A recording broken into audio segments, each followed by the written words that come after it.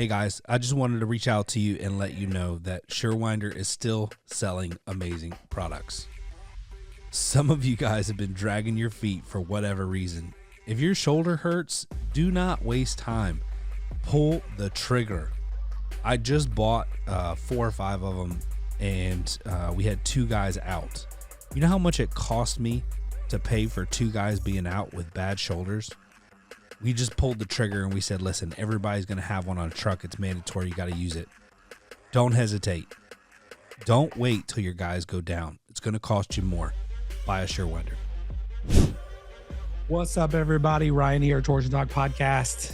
Man, so much going on. You guys, so much is going on. Jeez. I can't even begin to tell you how crazy things are. I feel like the market has slowed a little bit.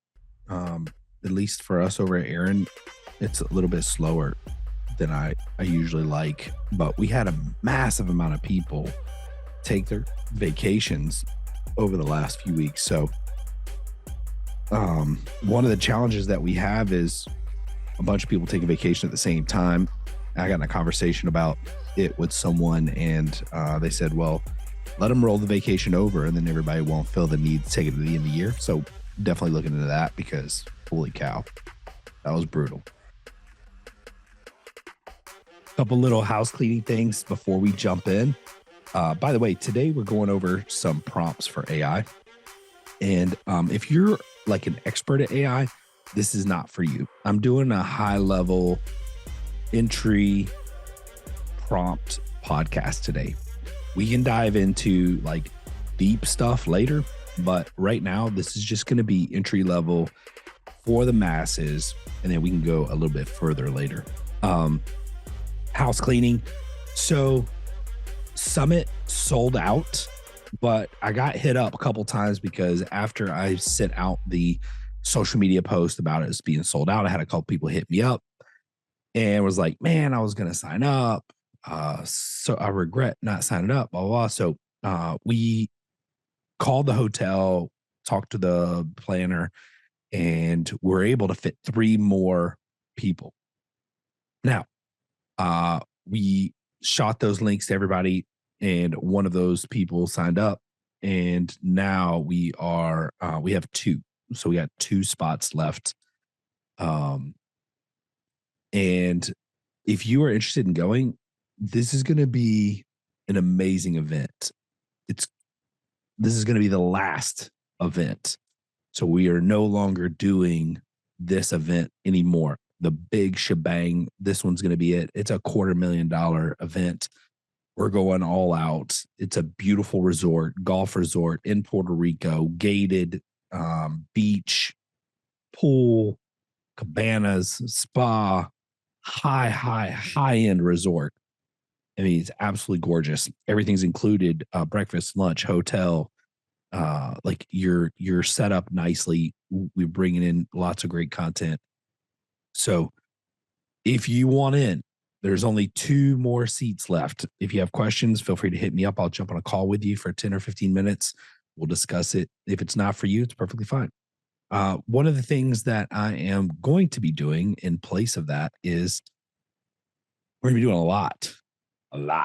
So these events take up a ton of my time, and, you know, I put a lot of stress on myself to try to make them great. And we usually rise to the occasion, and they're usually phenomenal. I get so many different compliments. I just spent, it's my last one. I'm trying to be particular. I just got through writing thank you cards to everyone who's attending, which is pretty cool. Haven't done that ever. Not much of a writer. For those of you guys who receive one, you'll probably see. So I may, I'm going to probably be doing events that are smaller, more intimate.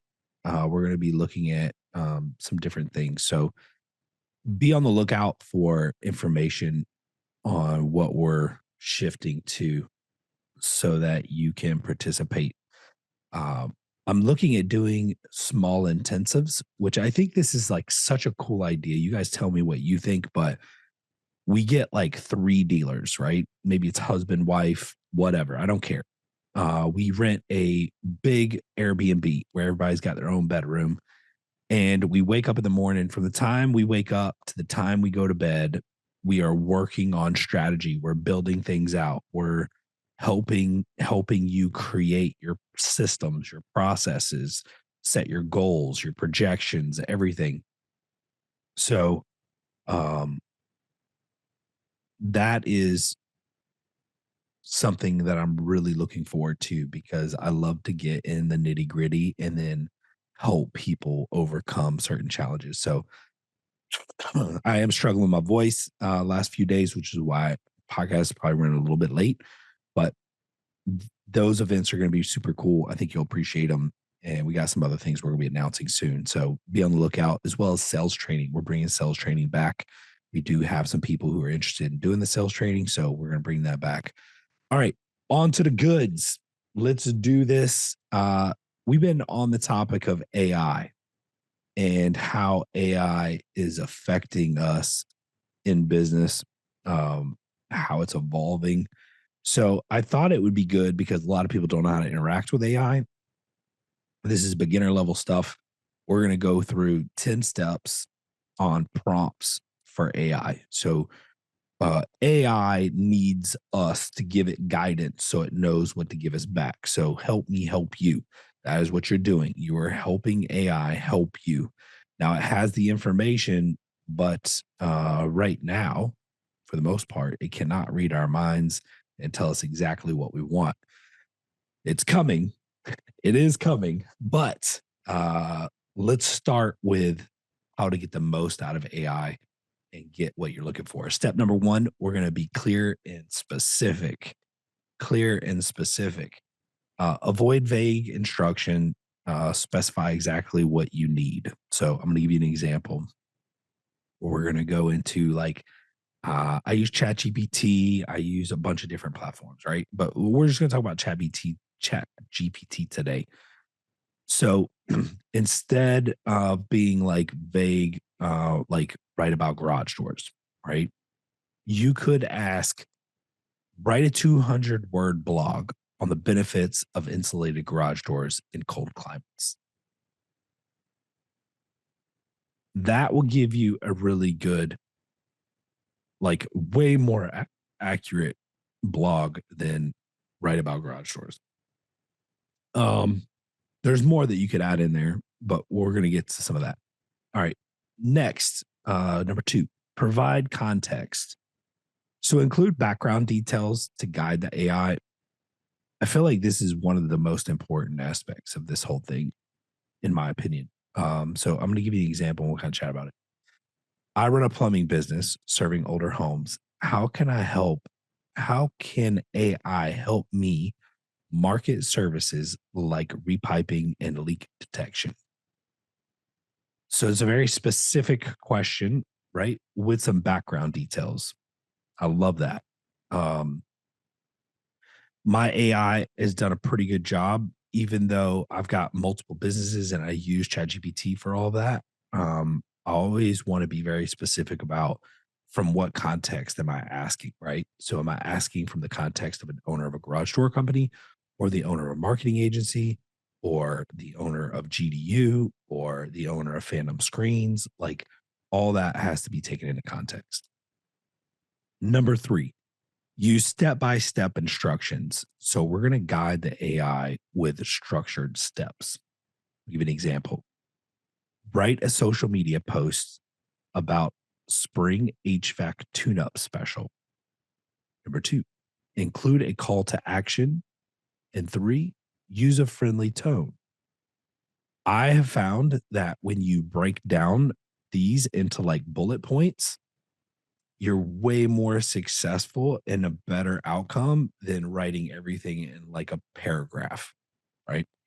So think of it as like someone on ADHD. It just loves bullet points. Give it bullet points, right? And so I love that. Write a social media post about our spring HVAC tune-up special, and you could even feed it the special. Like, what is the special? Include a call to action and use a friendly tone. Tonality is really important, making sure that you use that. You could use friendly and fun or whatever, right? So you can change the tone. One real cool thing about that is we ran I'll give you another use case. I think I mentioned this on a podcast previously, but we run ads, right? And we have a general idea of like the people we've hired, what they look like, what's their like avatar, you know? And then we know what those people like. So we write our job description and then we say, hey, rewrite this job description to be fun and attractive to someone in this category, right? Meeting these criteria. And it'll spit it out and give us something that would be attractive to a human that meets those criteria. It's crazy. And it works really well. We get compliments on our job descriptions for that. Hey guys, I found something that changed my business and I want to share it with you. We've created packages that have included some of the best products in our industry to offer our service customers. The heart of that package is Stealth Hardware Kit. Stealth Hardware is the quietest hinges on the market. I challenge you to buy at least one of these, test it for yourself. Put it on your truck and design a quiet performance package for your customers willing to pay for a better, smoother running door.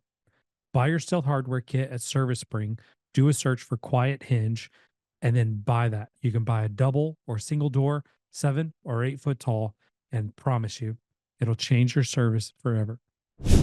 Somer USA and Somer Group want to thank you for an incredible year and the trust you put in them and their products. As you know, Somer places high value on relationships, education, customer service, innovation, and professionalism. And they are grateful to you for your part in the fostering and dissemination of these values. If there is any way Somer can support you in your journey, whether through their products, the values they hold to, or the knowledge Somer has gained through interaction with door dealers across the world, please reach out to the team at your convenience. They are here to serve you. Again, thank you from the entire Somer team. Check them out at somerusa.com. Tell them Ryan sent you. All right. Number 4, define the format. So you want to specify your expectations. Like, do you want the feedback in a list form or paragraph or a table? I'll give you an example. Create a checklist of 5 things homeowners should do before calling a garage door technician. So you've asked it for a list of 5 things. It's very specific and it'll spit out exactly what you need there. Number 5, iterate and refine. So follow up with tweaks to refine the output. I'll give you an example again. Rewrite this estimate email to make it more professional and customer focused. Where is this important? Well, all of your customer communication. You should be taking your texts, your bios that you send to customers, your estimates, everything. You should be taking everything and making sure that it's rewritten and sounds professional, represents your brand, but also is attractive to your target audience. I think that's awesome. Number 6, set constraints. So we might want to limit the scope or word count for focused results, especially if you're doing like an X post or a text message. You want to give it defined, hey, I'm using this for a text message and I want it to be, 2 sentences or less. So I'll give you an example. Write a 3-sentence response to a negative review for a pest control service, right?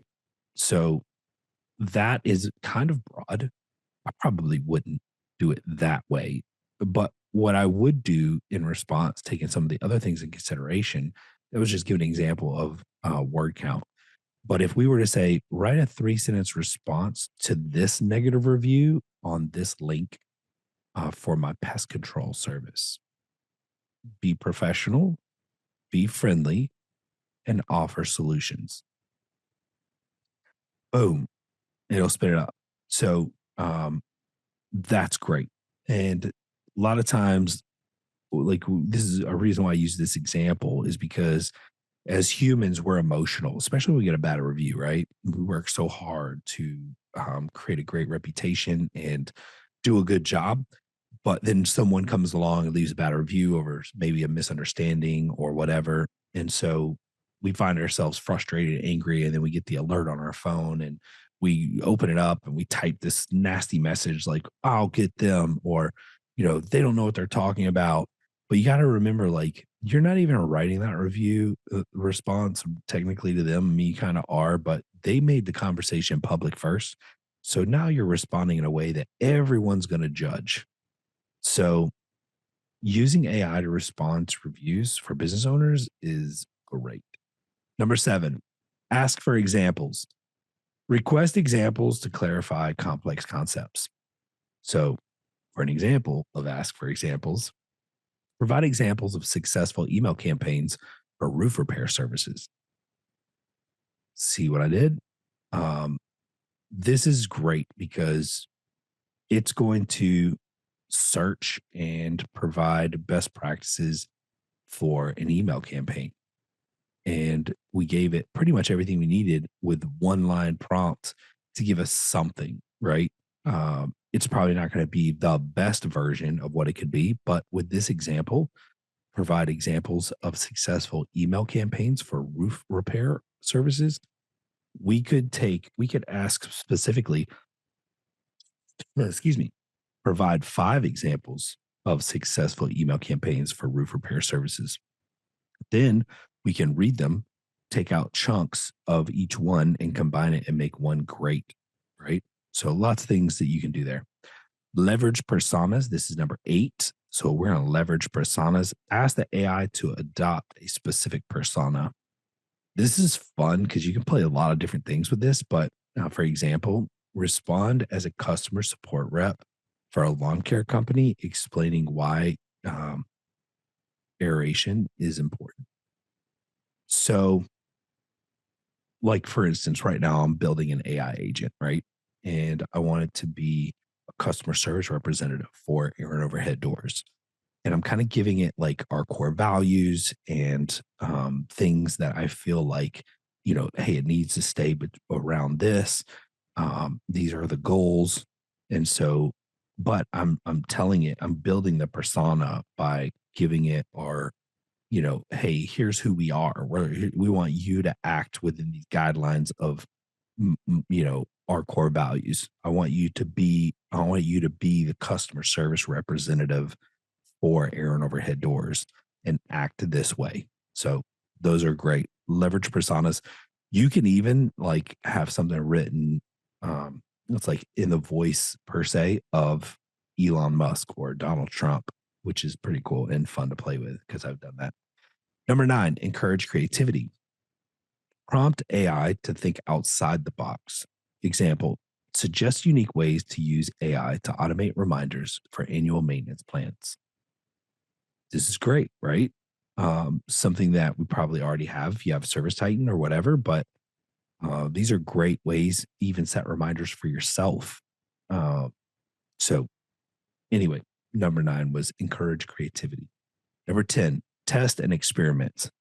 Don't hesitate to explore variations for the best results. Example, rewrite this ad copy for gutter cleaning service to target eco-conscious homeowners. So you can have it rewritten. You can have you can test, you can have it write two ads, do A/B testing and run them simultaneously and see which one gets the best results. But ultimately, I love this last part because I'll always ask it. I'll even ask it sometimes, how can we make this better? How can we make this so compelling that people will want to take action and just keep pushing it? And quite honestly, you could, like, if you're a beginner at this and you don't want to go through these steps, you could literally say, hey, I want to write an SOP for my company, Air and Overhead Doors, and I don't know where to start. Can you ask me questions so that I can get the best results? And AI will literally ask you questions to build your SOP. That's freaking crazy, y'all. Okay, so I hope this was helpful. and I didn't share my screen because I didn't want to do like a really long thing. And I felt like these 10 steps were pretty easy. I know I said I was going to share my screen today and do some prompts, but I thought, you know what, these prompts are fairly simple and I could do a webinar on this stuff and be more like engaged, but I'm not going to do that right now because most people are watching this or listening to this audio wise. So I'm not going to force everybody who wants to listen to go to YouTube and watch it for it to make sense. So anyway, I hope you enjoyed today. These are the 10 best practices for simple prompts for home service businesses. If you got something out of today, make sure you like the podcast. Give me a little thumbs up there. We're trying to grow the podcast in the home service industry. And we appreciate you and your commitment to Torsion Talk. I've been getting a lot of you reaching out to me lately, just thanking me and letting me know that you follow the podcast. I really do appreciate that. It encourages me. And I'm not going to lie, there's been days where I've been like, man, we're going to shut the podcast down. But I love giving, and I feel like this is helpful. And all the feedback that I've been getting recently just confirms that I need to keep going. So I hope you guys appreciate this. Let me know. Thank you. Have a blessed day.